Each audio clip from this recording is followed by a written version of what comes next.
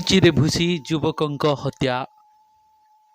उमरकोट ठारे एभली एक अभावनीय घटना घटी। नवरंगपुर जिला उमरकोट ब्लॉक कुर्सी पंचायत नुआपरा ग्राम रे मृत युवक जनक हेले ललित भद्रा, बयस 22 वर्ष।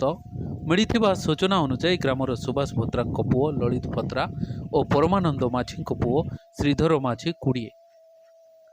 दुहे मिसी गतकाली गाँ निकटरे थिबा गाँ कमिटीर मका जगिबाकू जाइथिले। संध्या प्राय 7 घंटिका समय कौनसी विषय को नहीं दुईंक मध्यरे पाटितुंड होइथिला।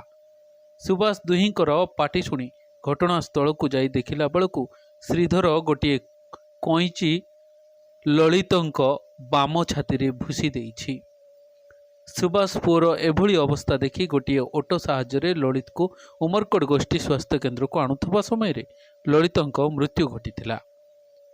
पुओर जीवन चलीजा जानी ललित को डाक्तरखाना न आनी घर को नहीं जाइथिले। परे घटना संपर्क में ग्रामवासी को जनइथिले। ग्रामवासी मिसी अभियुक्त श्रीधर को धरी उमरकोट पुलिस पाखरे आत्मसमर्पण कराइथिले।